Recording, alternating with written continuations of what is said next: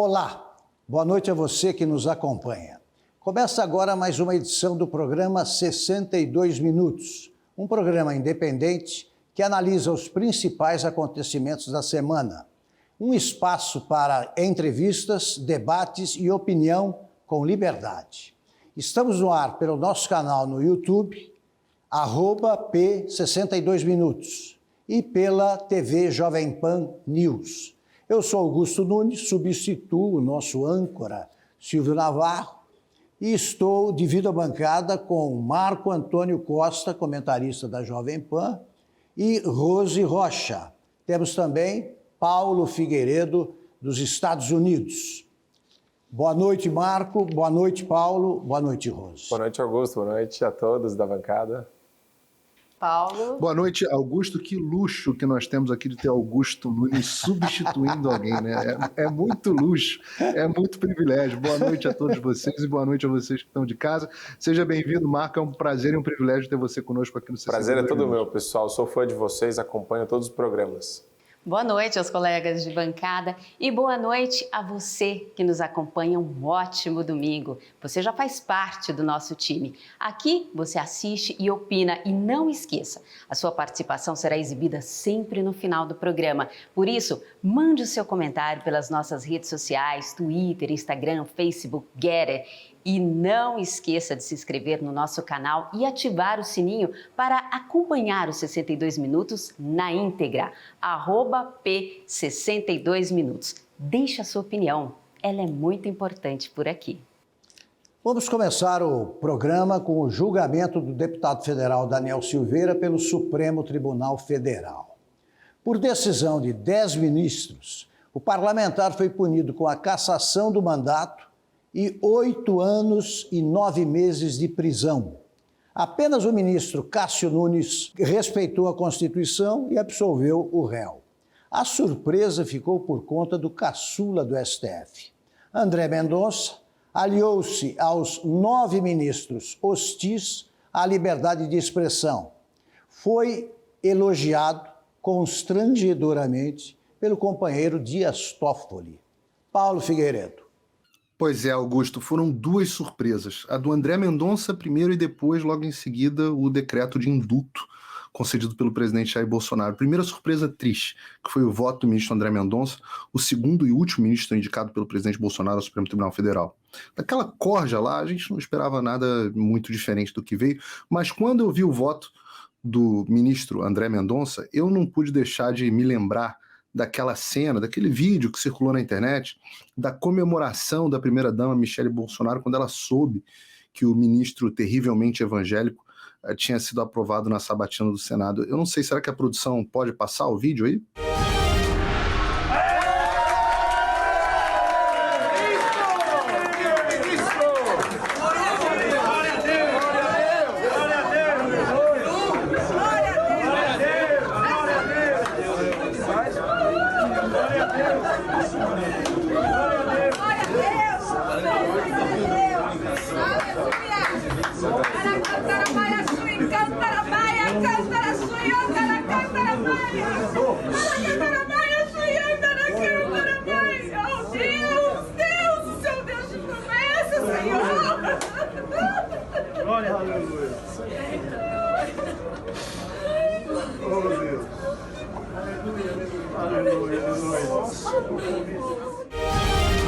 Pois é, Paulo, o que você achou?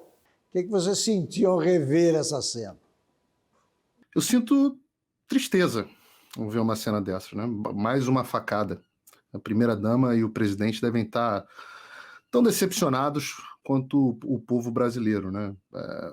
Não precisava o ministro ser terrivelmente evangélico, bastava ler o artigo 53 da nossa Constituição, que é claro, a vontade do legislador ali foi evidente. É raro o texto constitucional ser claro, bastava um originalista, não necessariamente evangélico. Se fosse um evangélico, originalista melhor, mas deu no que deu. Felizmente, vamos falar aqui da segunda surpresa, né? Falar das notícias boas. O presidente Bolsonaro deu o indulto, né? Concedeu o indulto ao Daniel Silveira, o decreto do indulto, né? Essa foi a boa notícia.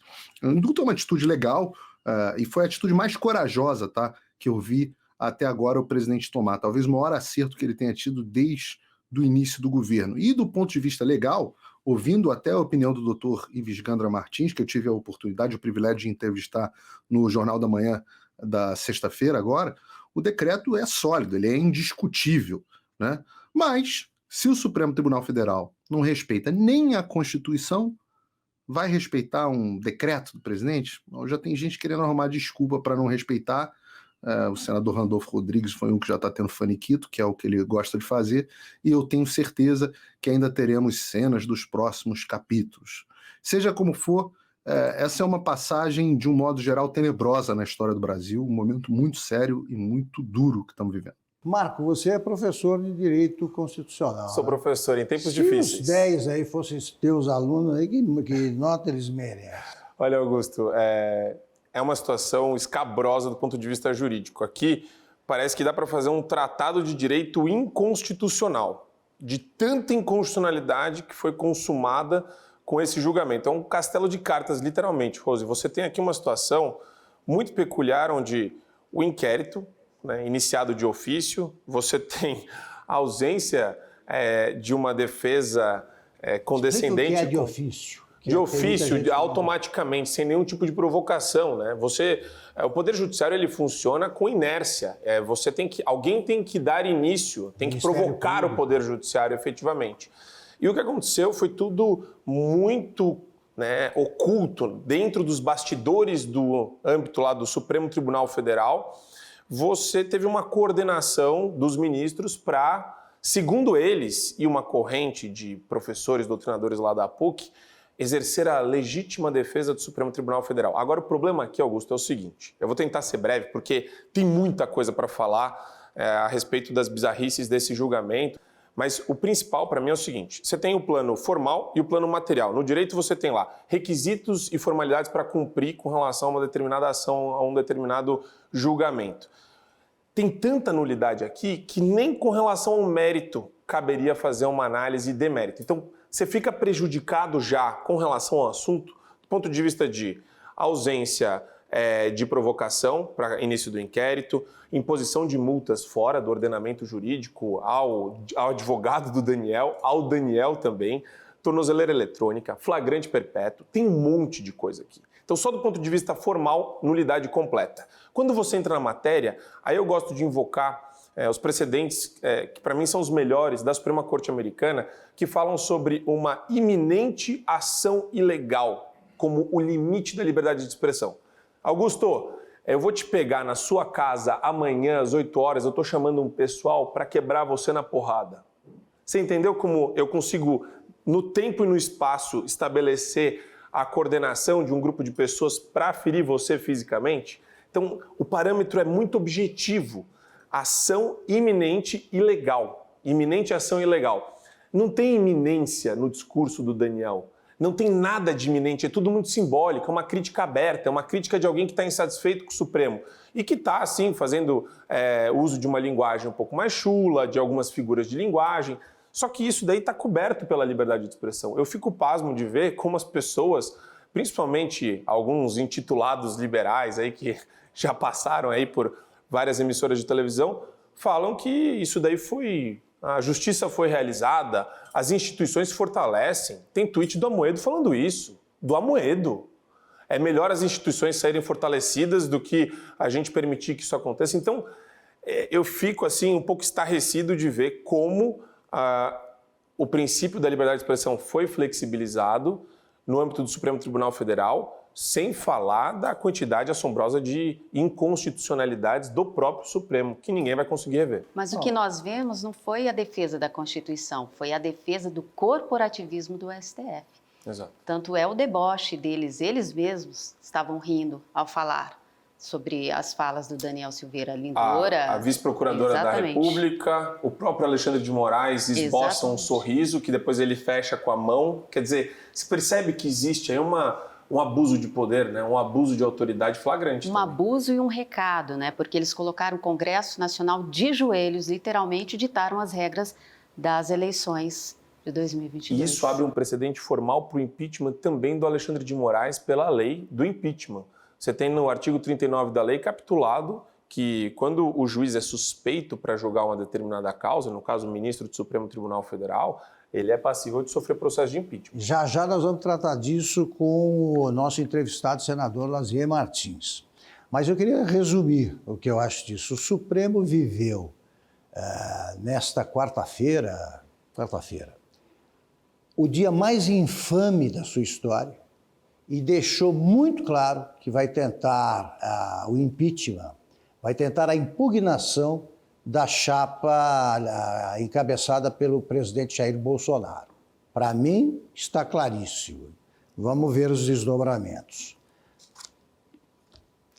Vamos para Brasília com a participação da repórter Berenice Leite, que falou com deputados esta semana sobre a economia. A pergunta é: o Brasil segue despiorando?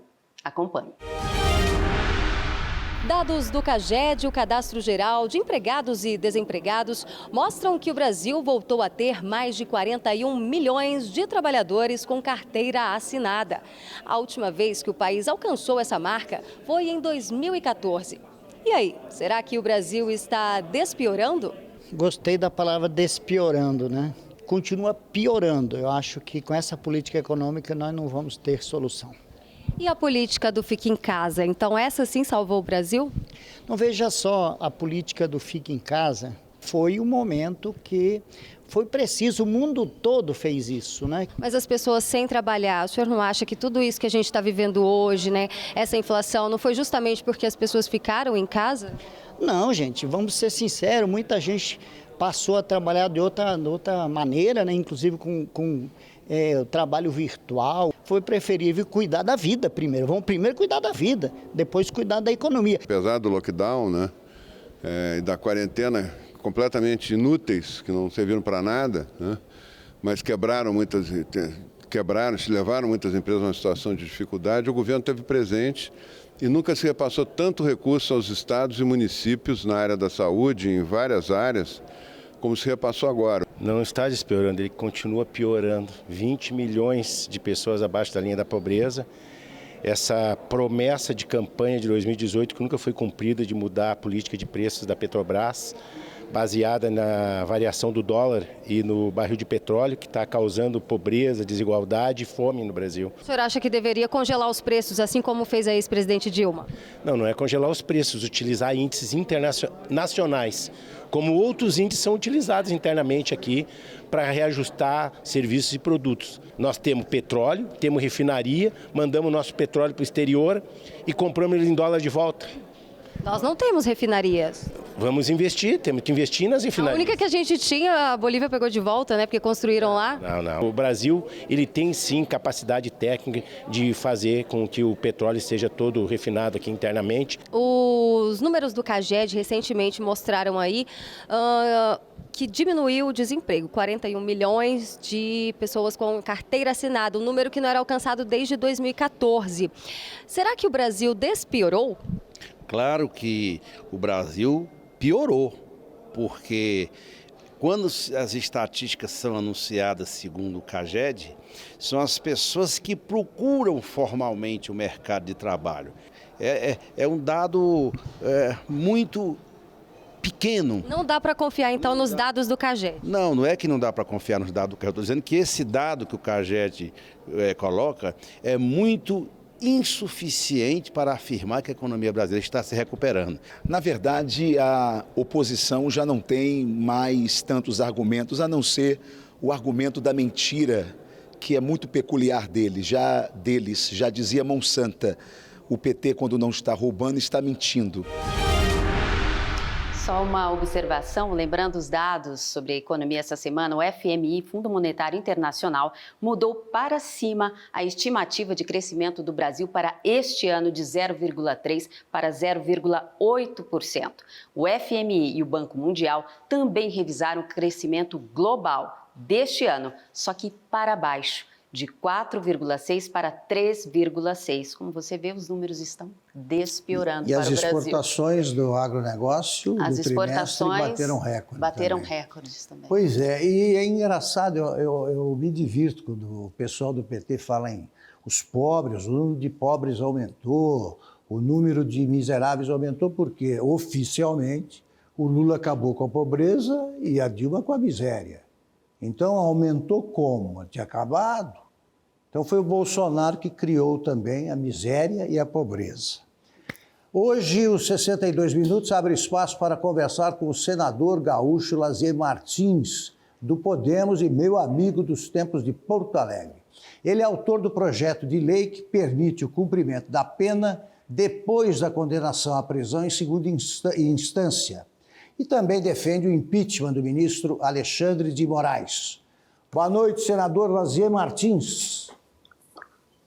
Boa noite, meu prezado Augusto. Boa noite ao Paulo Figueiredo, à Rose Rocha, ao Marco Antônio. Eu gostei muito da adjetivação que fez o Marco Antônio quando disse que foram coisas escabrosas. Eu acompanhei toda a transmissão da Jovem Pan viajando. Eu estava vindo de uma cidade distante, lá do norte do estado, e vi com o celularzinho ligado o tempo todo e jamais caiu a ligação, acompanhando pela Jovem Pan todo o julgamento. Foram 5 horas de viagem e eu acompanhei 3 horas de julgamento. Eu acho que o Supremo se superou e entendo que foi o ápice deste famigerado inquérito que foi criado lá atrás, infindável, há quase 3 anos, pelo então presidente do Supremo, Dias Toffoli, e em que ele entregou o comando desse inquérito ao Alexandre de Moraes. Foi um festival de absurdos contra a Constituição. E quem tem uma formação jurídica, como tenho a sorte de ter tido, formado pela Universidade Federal do Rio Grande do Sul, eu fiquei pasmo, eu fiquei perplexo com as atitudes, principalmente quando falaram tanto em democracia, não se dando conta de que exatamente o regime democrático é aquele que permite a liberdade de expressão e críticas à própria democracia. E é o que esse deputado, desatinado, convenhamos desde logo, ele realmente se excedeu no palavrório, na linguagem grotesca e grosseira, mas aí ele mereceria uma representação dos ofendidos do Supremo, a Polícia Federal, para a instauração de um inquérito por injúria, calúnia e difamação. E, ao mesmo tempo, uma representação perante o presidente da Câmara por falta de decoro daquele deputado. Seria a normalidade democrática, a normalidade legislativa. Mas não foi o que fizeram. Levaram a julgamento, impuseram uma pena abusiva, quando para crime de injúria, difamação e calúnia o que cabe não é a prisão, não é a reclusão, e aplicaram quase 9 anos, maior parte em regime fechado. Agora, ficou marcante os abusos, as exorbitâncias do Supremo Tribunal Federal, e na próxima terça-feira eu vou para a tribuna insistir mais uma vez, e até por essa infração que vocês estavam cometendo, mais essa infração do relator, o Alexandre de Moraes, que cometeu mais uma irresponsabilidade que tem de ser submetido ao impeachment. E sabendo que lamentavelmente, o plenário do nosso Senado Federal, que tem sido omisso o tempo todo, mas pelo menos vão fazer essa pregação. Algum dia isto haverá de fazer efeito. Então, meus prezados companheiros, nós assistimos tristes o que aconteceu com esse Supremo Tribunal Federal, hoje tão desacreditado e nos faz desacreditar na justiça. Porque eu tenho pregado nas minhas manifestações que nesse Brasil tão grande, tantas riquezas naturais, mas tanta gente pobre, precisa como ponto de partida de uma justiça respeitada e forte, o que nós não temos. E na medida em que não temos uma justiça forte, está ocorrendo a impunidade, e a impunidade chama a corrupção, e o Brasil continua com essas desigualdades, sabe-se até lá quando. Vamos para a pergunta do Paulo Figueiredo. Senador, muito boa noite. Bom, nós hoje temos um Supremo Tribunal Federal que age de forma cada vez mais afrontosa, de forma cada vez mais assintosamente desrespeitando a Constituição Federal, né? Nós temos uma Câmara dos Deputados, por outro lado, que se acovardou muito nesse caso do Daniel, e com frequência ele é alvo de lobbies do Supremo Tribunal Federal. E no Senado, por outro lado, nós temos um presidente fraco, né? Perdão aí pela palavra, um bananão, que não se posiciona de forma fraca, e senadores que na sua maioria também morrem de medo do Supremo.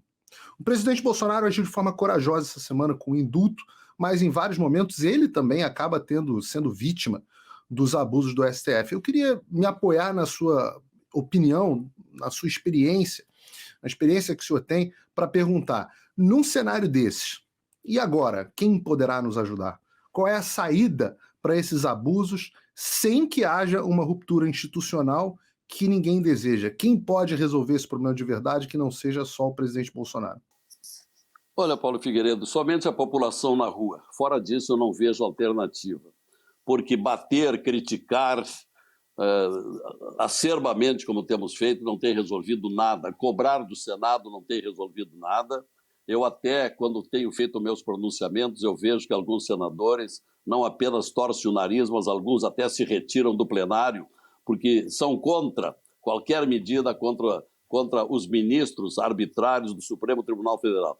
Eu acho que manifestações bem fortes, com muita gente presente perante o Supremo, exigindo o cumprimento da Constituição, é a única alternativa.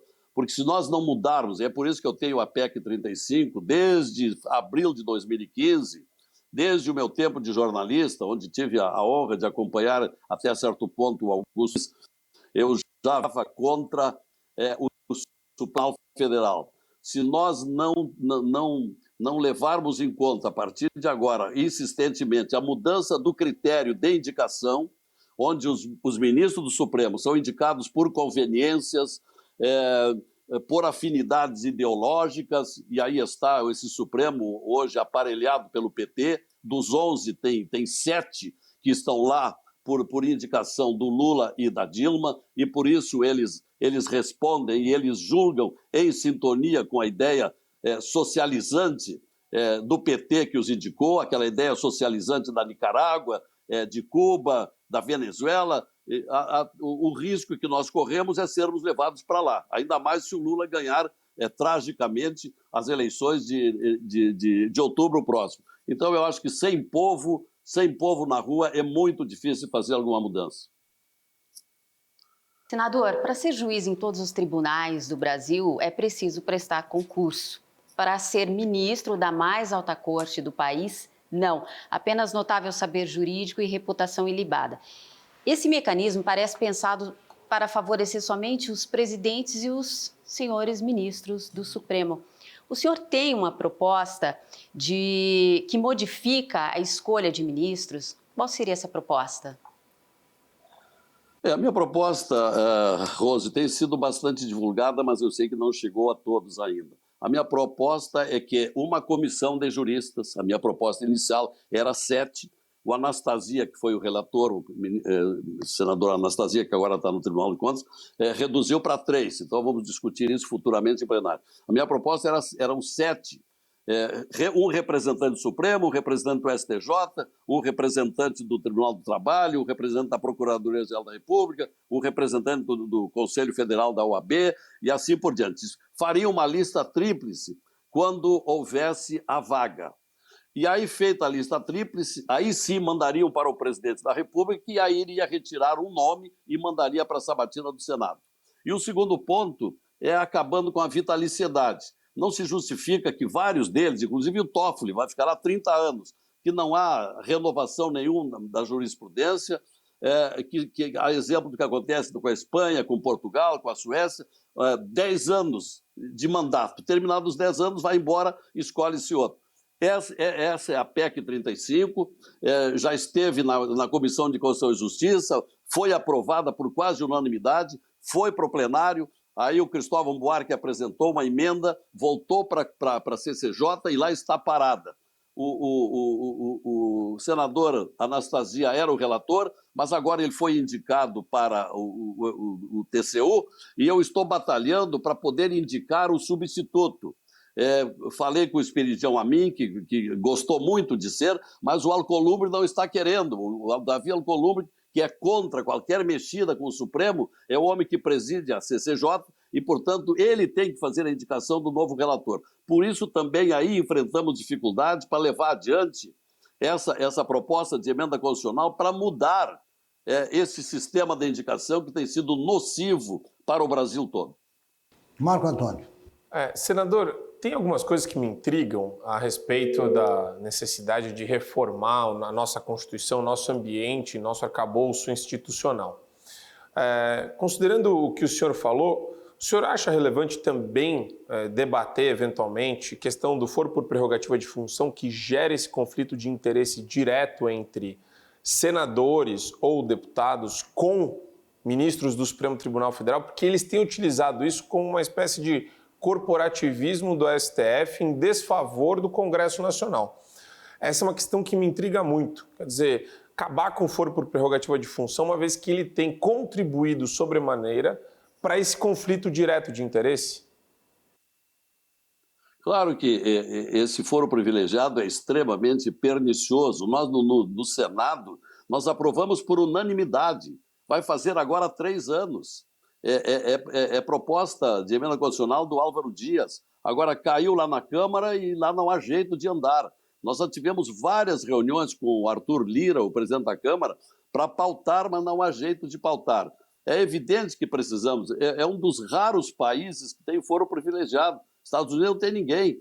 Outros países têm apenas uma pessoa. Nós temos 45 mil brasileiros com foro privilegiado. E isso é uma das causas desta desigualdade, das injustiças que nós estamos vivendo. O problema é que cabe agora ao nosso eleitorado aprender essas coisas. Nós estamos nas mãos dos eleitores, que muitas vezes aceitam em troca de um cargo, de uma benesse qualquer, e votam em qualquer um. Nós precisamos ter uma renovação profunda no Congresso Nacional para poder enfrentar essas medidas estruturantes no sistema da moralização do Congresso Nacional. Senão vai continuar daqui a alguns anos tudo igual como está agora. Lazier, muita gente esperava que o ministro André Mendonça pedisse vista do processo e retardasse o julgamento até para que o deputado fosse reeleito, que poderia constranger o Supremo. Né? Eles não se constrangem com nada, mas quem sabe. Você acha que ele mudou? Ele não fez isso o quê? Já está cooptado aí pelo Supremo, pelo corporativismo? Foi uma surpresa também muito grande para mim. Eu estava viajando e disse aos colegas da viatura onde eu estava, disse, agora a esperança é o Mendonça pedir vista, porque se ele pedisse vista, ele poderia protelar até outubro, e aí o Daniel Silveira seria eleito senador pelo Rio de Janeiro, que era a pretensão dele. Mas não houve nada disso, eu não entendi sinceramente, e eu fiquei com a melhor das impressões quando recebi do gabinete há meses atrás, quando ele era candidato ao cargo de ministro do Supremo, eu fiquei com a melhor das impressões e votei na aprovação dele tanto na comissão quanto no plenário, ao contrário do que eu havia feito, quando eu votei no Fachin, votei contra. Quando foi para lá também o Alexandre, votei contra. Quando foi para lá o Nunes Marques, votei contra, porque não senti o notório saber jurídico e a clareza nas posições deles com as perguntas que eu lhes fiz quando eles visitaram. Agora, o Mendonça eu pensava diferente. Então, foi uma decepção, foi uma coisa incompreensível. Bom, vamos para a rodada final de perguntas. Paulo Figueiredo. Eu vou dar seguimento à pergunta que eu fiz ao senador e gostei da resposta dele quando ele disse que o povo deveria ir às ruas, que esse era o caminho. Mas o povo foi às ruas, e foi às ruas em grande número no último 7 de setembro, numa manifestação principalmente, cuja principal pauta era justamente contra o Supremo Tribunal Federal e o ministro Alexandre de Moraes. O presidente Jair Bolsonaro, na ocasião, chegou a fazer acenos à população bem explícitos, dizendo que não responderia, não obedeceria mais decisões ilegais do ministro Alexandre de Moraes, apenas para alguns dias depois voltar atrás e fazer uma carta de desculpas que foi produzida pelo ex-presidente Michel Temer e assinada pelo presidente Jair Bolsonaro. Isso causou uma certa decepção na população. E a minha pergunta, no final das contas, é será que o Supremo Tribunal Federal ainda escuta a população, ainda escuta as ruas? Porque no final eu vejo mais os ministros ouvindo o clamor do Beautiful People, ouvindo o clamor do pessoal que eles foram lá na semana passada no Brasil Conference, né? Ouvi as pessoas bonitas, as pessoas ali de Harvard, do MIT, aqui em Boston, falando muito contra o presidente Bolsonaro. Eu acho que eles só escutam essa bolha. Pergunto, será que eles ainda escutam o povo, senador? Será que o povo ainda tem algum poder? Eles não ouvem nada, eles não têm o menor interesse em ouvir a população. Basta ver o que aconteceu nesses episódios que você fala, não só a reunião de Boston, onde o Lewandowski e o Barroso foram lá num evento nitidamente político, falar do Brasil e falar do presidente da República. E antes já tinha havido 2 meses atrás, lá em Austin, no Texas, quando o Barroso foi lá para uma conferência sobre como livrar-se de um presidente. Ora, nós estamos chegando ao cúmulo do ridículo.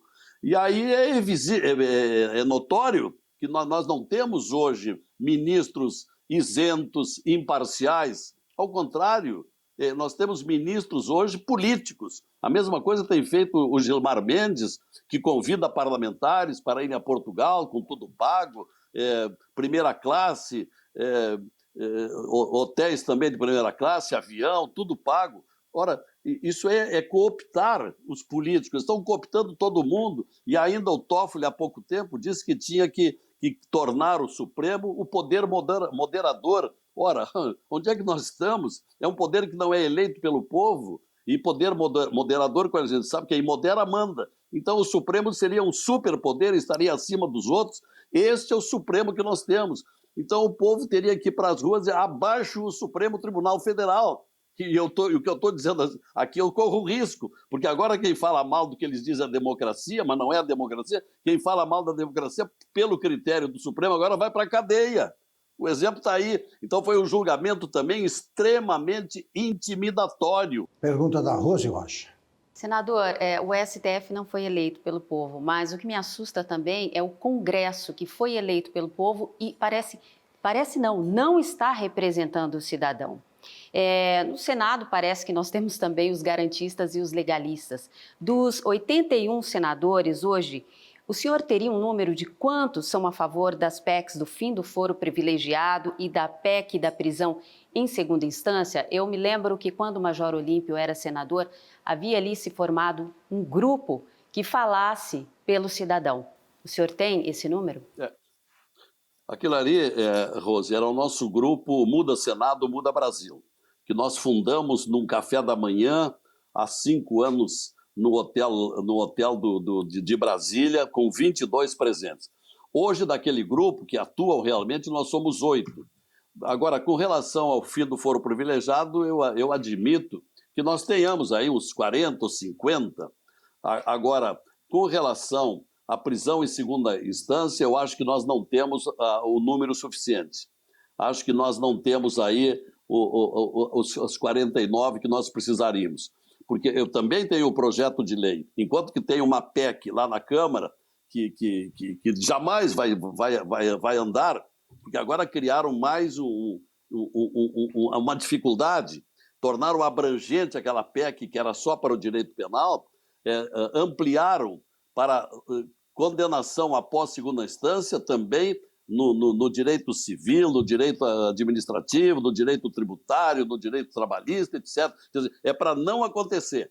E eu tenho muita esperança, tenho batalhado, mas tanto o presidente anterior do Senado, o Alcolumbre, como agora o Pacheco, não estão me ouvindo, não estão atendendo meus veementes apelos para que coloque em pauta, que é o projeto de lei 166, que altera o artigo 283 do Código de Processo Penal, acrescentando mais um item com relação às hipóteses de prisão preventiva, prisão temporária, e assim por aí. Eu acrescento prisão após condenação em segunda instância, que é o meu projeto de lei. Eles não colocam, então é porque não querem.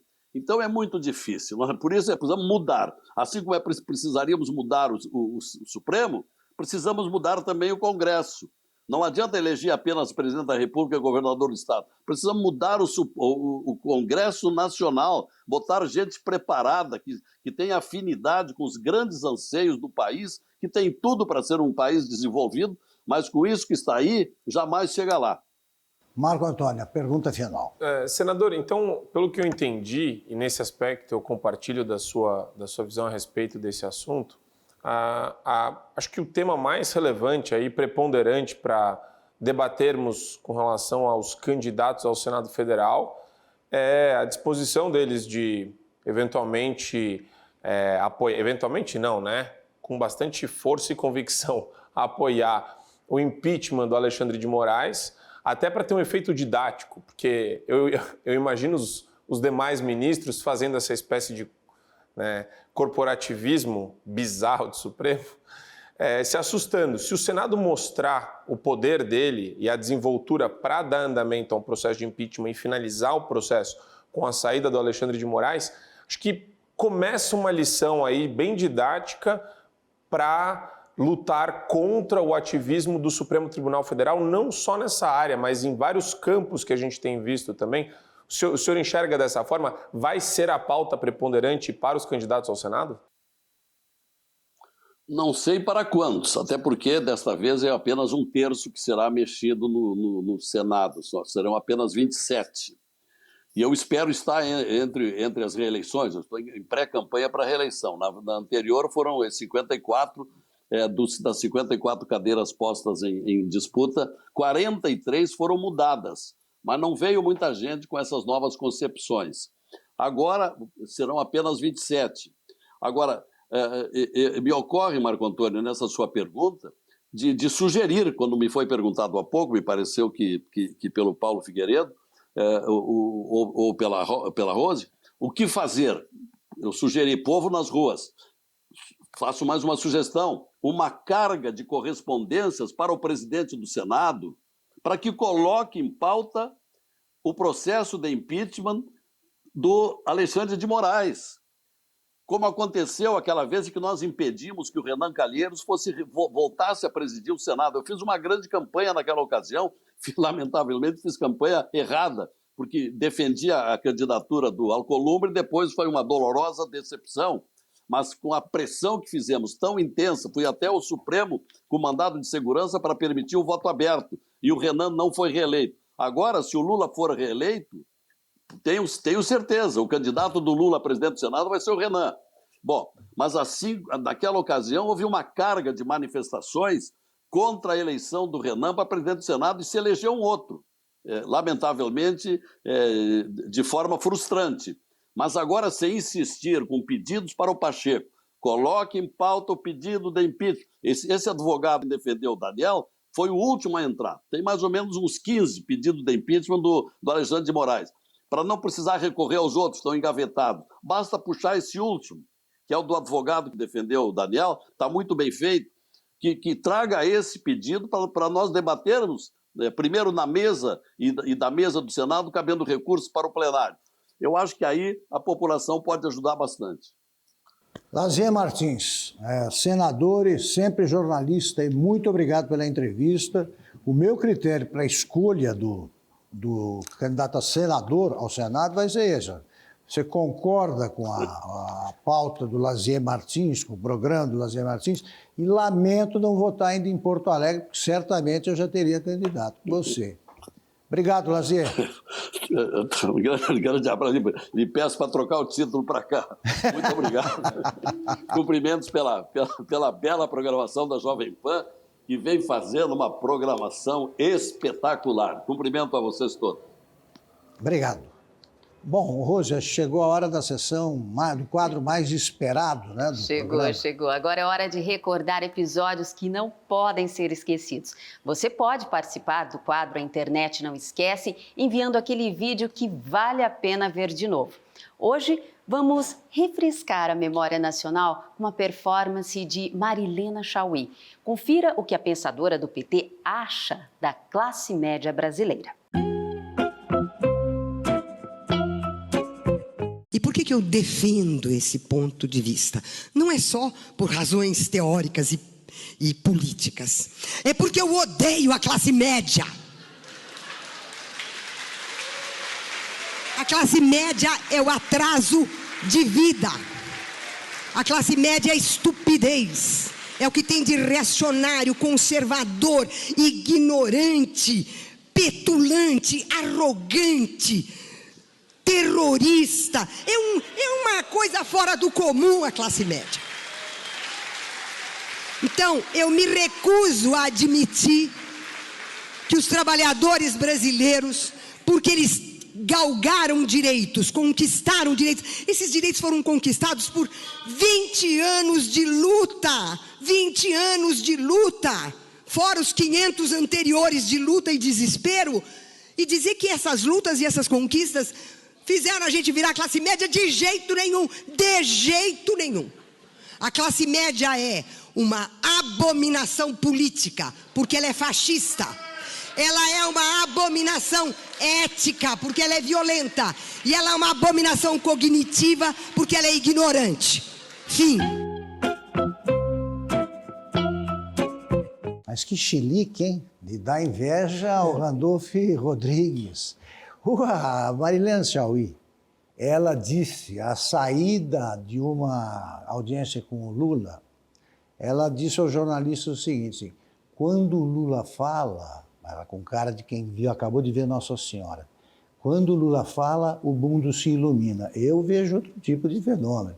Quando o Lula fala, a gramática se asila na Embaixada Portuguesa, o plural sai em desabalada carreira, a concordância verbal se refugia no dicionário, mas ela vê coisas. Agora ela está vendo de outra forma a classe média a quem ela pertence. Exatamente. A menos que seja a mais bem paga professora do mundo. Paulo Figueiredo. E aí? Acho que as pessoas, muita gente que está nos acompanhando, não sabe quem é a Marilena Chaui, mas Marilena Chaui é a filósofa predileta da esquerda, professora da USP, né? Fundadora do Partido dos Trabalhadores, lutou contra o regime militar, né? Abrigou, inclusive, lá no grupo de amigos delas, pessoas da pior espécie, muitas das quais depois saquearam o Brasil. A gente está falando de gente da pior categoria, gente que fundou o PT, né? Gente que fundou o Partido dos Trabalhadores. O Lula, nessas semanas, agora recentemente, falou, classe média do Brasil ostenta. Pô, quem disse que você só... Por que você quer ter mais de uma televisão? Classe média, pô, basta uma televisão. Eu acho interessante porque o Lula fala muito mal da classe média, diz que basta você ter uma televisão, basta você ter uma casa, talvez porque no caso dele, os amigos dele tenham, né? O amigo dele tem um sítio do Atibaia, o outro amigo tem um triplex, o outro amigo deu um relógio para ele de não sei quantos mil reais. E aí, é claro que a classe média, que trabalha e trabalha duro, trabalha muito duro no Brasil para sustentar esses vagabundos todos de Brasília, porque são sustentados justamente com o imposto sobre a classe média, que é quem mais sofre com os impostos no Brasil. Então, essa classe média, ela é odiada não só pelo Lula, que disse semana passada que repudia a nossa classe média, como pela pessoa que é fundadora intelectual do Partido dos Trabalhadores, que quer voltar ao poder. Então é esse lixo aí, é esse lixo de gente que a gente está vendo que quer voltar ao poder. E você da classe média que vota no PT, que ainda vota no PT, ora, desculpe, mas não dá para dizer que foi por falta de aviso, porque esses caras aí são réus confessos. Rose Rocha, certamente não te representa. Não me representa, né? E o setor mais típico, característico dos intelectuais é a classe média. Lembrando que a classe média representa mais da metade da população do Brasil. O salário varia entre R$ 600 a R$ 20 mil. Ela também disse que a classe média é fascista e não é. A classe média, e muitas vezes na história, em maior parte, é um obstáculo ao fascismo. E por que ela odeia tanto a classe média? Porque a classe média trabalha, a classe média critica, a classe média coloca o filho na escola, trabalha dia e noite para pagar as escolas mais caras, porque sabe que se não pagar, não terá bons estudos. Trabalha, batalha para ter plano de saúde, porque sabe que se não fizer, o governo não fará. Então é a ignorância do PT. Marco. Livros didáticos espalhados por várias cidades, por várias escolas, pelo Brasil inteiro. Marilena Chaui, eu lembro quando eu era criança, livrinho obrigatório no ensino fundamental. Essa coisa horrorosa, né? Essa falta de noção da realidade, um discurso odioso, né? Mas eu prefiro que fale, viu, Rose? Eu gosto que fale, eu gosto que faça esse discurso odioso, porque eu tento acreditar que careta fica na cara de quem faz. né? Então, esses absurdos que ela falou, com a maior naturalidade do mundo, não só não param em pé, não fazem sentido algum, são uma espécie de radicalismos que ela expõe, falsos estereótipos, e está íncito aí o DNA marxista, né, de criar esse tribalismo, essa disputa dinâmica entre classes constantemente. Então, essa é a força motriz, é o ideário motriz do pessoal da esquerda, não é nem radical, eu estou falando da esquerda em geral aqui no Brasil. Então, é um discurso, é bom lembrar. Nós vimos agora lembrar. Essa agressividade num ônibus, né? No ônibus da van, Exatamente. é a procuradora lá que esfaqueia o boneco do Bolsonaro, jogando cabeça de futebol, jogando futebol com a cabeça do Bolsonaro. Quer dizer, esse ódio ele tem várias representações e a filosofia é onde elas começam, né?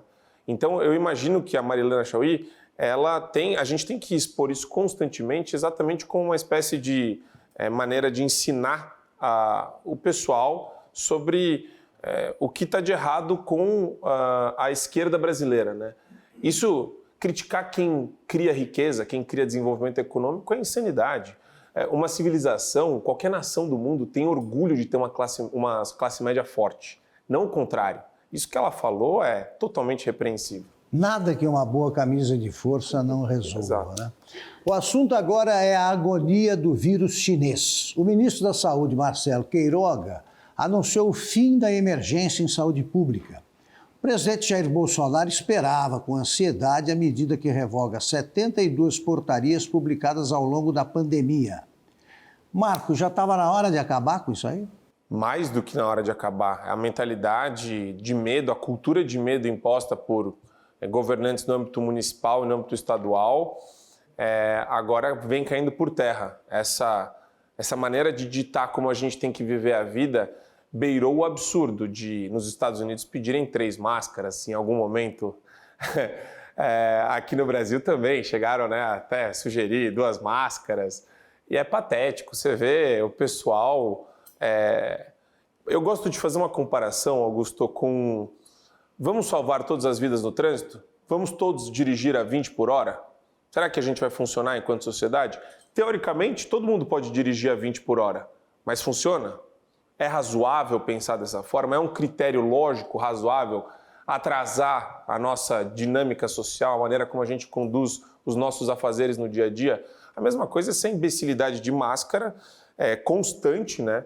Se você não está enfermo, se você não está doente, meu amigo, sai, vive a vida, o lockdown, todo mundo denunciou. Da vacina, que ainda é pedido para shows. Sim, eu deixei de entrar em vários lugares aqui em São Paulo por causa desse passaporte. Você tem carnaval, tem Lollapalooza, tem tudo liberado. Então, sabe, fica uma discussão que não agrega em absolutamente nada. E a gente fica brincando ainda com essa pseudociência de Átilas e Amarinos da vida, que, né, previam o caos, a morte, o desastre de milhões de pessoas, e que foi sim, aconteceu esse desastre por conta exatamente de uma política de lockdown implementada em vários países no mundo. Paulo Figueiredo. Eu acho que o fim da pandemia vale o fim da emergência, né, o fim oficial dessa tragédia que foi a Covid-19. Eu acho que é um momento de análise, das pessoas pararem e analisarem 2 visões diferentes de mundo. A visão de direita, mais de direita, e uma visão mais de esquerda. Uma visão mais de direita que defendeu a liberdade das pessoas, que defendeu a liberdade de que as pessoas escolhessem quais drogas tomariam ou não, quais vacinas, se gostariam ou não que uma vacina fosse enfiada nos seus corpos, defenderam o direito das pessoas de buscarem o seu próprio sustento, de trabalharem, defenderam o direito das pessoas de usarem ou não máscaras quando acharem que é adequado, enfim, defenderam as liberdades individuais mais importantes, e o outro lado, o lado da esquerda, que defendeu trancar todo mundo dentro de casa, mascara todo mundo, tira as crianças da escola, fica em casa, a economia a gente vê depois, e a gente está vendo agora, né? Enfim, são 2 visões de mundo muito antagônicas, que nem sempre são claras para as pessoas, mas eu acho que o momento da pandemia serviu para isso também. E outra coisa a qual eu acho que esse é um momento oportuno de nós fazermos uma análise, é que Qual o papel da imprensa, né? O papel de nós, jornalistas? O papel da imprensa é informar a população. Né? Nós temos que informar a população, nós podemos dar nossa opinião para contribuir com que as pessoas formem as suas opiniões, mas o papel primordial da imprensa é informar a população. E eu acho que no momento onde o mundo mais precisou da imprensa, a imprensa fez o seu papel mais feio, sufocando opiniões divergentes daquelas opiniões mainstream, promovendo interesses escusos, seja de companhias farmacêuticas, seja de líderes políticos, sejam de ideologias, sejam com a tentativa de enfraquecer e atacar governantes. A imprensa fez, durante a Covid-19, na história do jornalismo mundial, desde o Gutenberg até agora, esse foi o momento mais feio, onde o jornalismo mostrou a sua face mais nociva. Morreu muita gente durante a pandemia, mas morreu também o jornalismo. E eu espero que ressurja um novo jornalismo melhor, feito por pessoas honestas. E eu acho que a gente está tentando fazer isso aqui nesse programa. Fiquei muito impressionado com a postura do Supremo, né? Uns ministros apareciam naquele gabinete improvisado ali de acrílico. Isso. E outros ainda em home office 2 anos depois do início da pandemia. Alguém precisa contar para eles que a pandemia aqui fora não continua, né? E isso me lembra da história do primeiro filho homem de Henrique VIII, que ele manteve no palácio durante anos. O garoto pegou uma doença porque ele não tinha imunidade com 15 anos, mais ou menos, e morreu. Quer dizer, você tem que viver a vida com algum nível de normalidade, respeitando o bom senso das pessoas também. Bem, a pretexto de proteger o povo brasileiro de epidemias e notícias falsas, o WhatsApp e outras redes sociais afirmaram uma parceria com o TSE para combater fake news, aspas. Para o presidente Bolsonaro, esse acordo é uma forma de censura e não tem validade. Marco, essa é a censura com outro nome? Depois eu vou querer ouvir o Paulo. De novo, a gente está entrando aqui nessas questões relacionadas a fake news, a notícias falsas. Eu acho que a gente tem que aprender uma lição valiosa. O Paulo colocou de maneira excelente aqui. Não adianta nada acontecer um problema ou uma situação vexatória por parte da imprensa e a gente não tirar absolutamente nada disso. O WhatsApp, a liberdade de expressão, a gente tem que criar uma noção, fortalecer a noção das pessoas a respeito da importância da liberdade de expressão. O rótulo fake news, ele é amplamente subjetivo e ele só serve para você utilizá-lo contra o seu adversário ou inimigo político. Nada além disso. O que deve preponderar é sempre o livre mercado de ideias e a livre circulação. Quem vai determinar qual ideia deve ser escolhida ou deve ser priorizada é a pessoa a quem a mensagem é dirigida. Paulo Figueiredo. Olha, quando eu era adolescente, eu gostava muito dos romances do Mário Puzo, né, um romancista italo-americano, e que ficou famoso pela obra do O Chefão, que depois virou um excelente filme do Francis Ford Coppola, O Poderoso Chefão, né, no Brasil, The Godfather. E ele tem uma frase fantástica que ele diz que ele fará uma oferta que o outro lado não pode recusar, que é a forma mafiosa de dizer que ele vai chantagear e até matar o cara. E no final das contas, obviamente num sentido um pouco figurado, o que o TSE fez foi uma oferta que o WhatsApp não poderia recusar. E isso ficou muito claro com o exemplo feito para o caso do Telegram.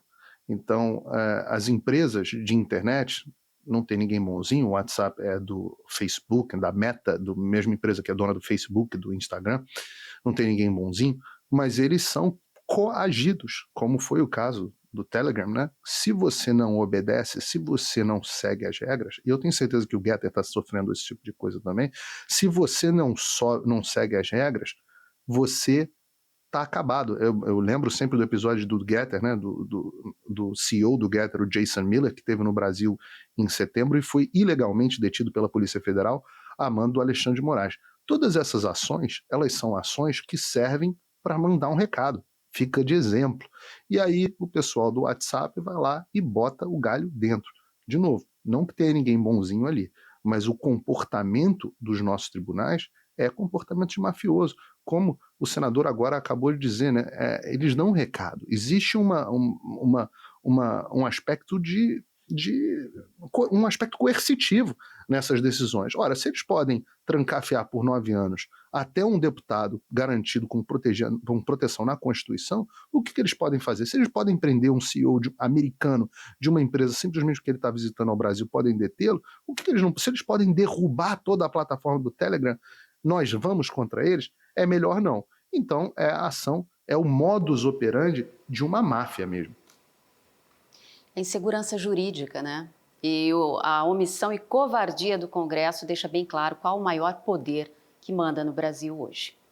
Vamos voltar a Brasília? É hora de saber o que deve ser destaque a partir de amanhã. Confira. Nesta semana, há uma expectativa de que o Congresso Nacional analise os vetos que podem destravar o projeto de lei, o PLN1 do Congresso Nacional, que abre um crédito suplementar de R$2,5 bilhões para recompor despesas obrigatórias, além de encargos sociais e de programas como o Plano Safra, por exemplo, que tiveram o orçamento reduzido para este ano. Esta recomposição foi necessária porque quando o orçamento de 2022 foi aprovado, a taxa Selic estava em 9,5% e atualmente esse índice está em 11,75%. As votações devem acontecer na próxima quinta-feira. E ainda nesta semana, a Câmara dos Deputados pode definir quem serão os novos presidentes das comissões permanentes na Casa. E no Judiciário, o TSE acumula mais uma ação, desta vez do PDT, contra o presidente Jair Bolsonaro, que é acusado de fazer pré-campanha em fator da motociata em que o chefe do Executivo participou em São Paulo. O relator do caso é o ministro do STF, Alexandre de Moraes. Com essa última informação, me despeço de vocês. Volto ao estúdio. Vamos agora às mensagens enviadas pelos nossos telespectadores. Perfect Time. Estou na Austrália assistindo sempre a Jovem Pan e aos 62 minutos. Parabéns. Rose. Fernanda M. Silva, gostando muito desse programa, essa união do Geraldo Alckmin e Lula foi ótima para o declínio dessa candidatura fake do PT. Obrigada, Fernanda. Paulo Figueiredo, com você. Vanessa Pereira Pinto, o quadro A Internet Não Esquece é simplesmente sensacional. Eu concordo plenamente, Vanessa, tem muita coisa vindo ainda pela frente, muita coisa que a gente tem que lembrar. Marco. Marcelo Marques, PB. Como um pleito pode ser confiável, justo e imparcial se ministro do STF, membros do TSE responsáveis pela eleição declaram que um candidato é o inimigo da democracia e vão trabalhar para derrotá-lo. Detalhe, esse ditador é o único que luta pela liberdade. Verdade, né? Reiteradamente, Fachin tem falado isso. Certíssimo.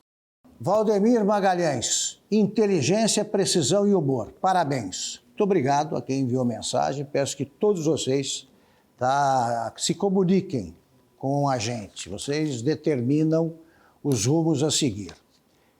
Antes de encerrar o programa, eu queria só lembrar que o que houve na quarta-feira não foi o julgamento de um deputado, né? A Constituição foi desrespeitada e foi guilhotinada a liberdade de expressão. Temos de tomar cuidado com isso e com o Supremo. O programa termina por aqui, 62 minutos, volta no próximo domingo, às 10 da noite. Muito obrigado, Marco. Obrigado, Rose. Augusto. Obrigado, Paulo Figueiredo. E até a próxima.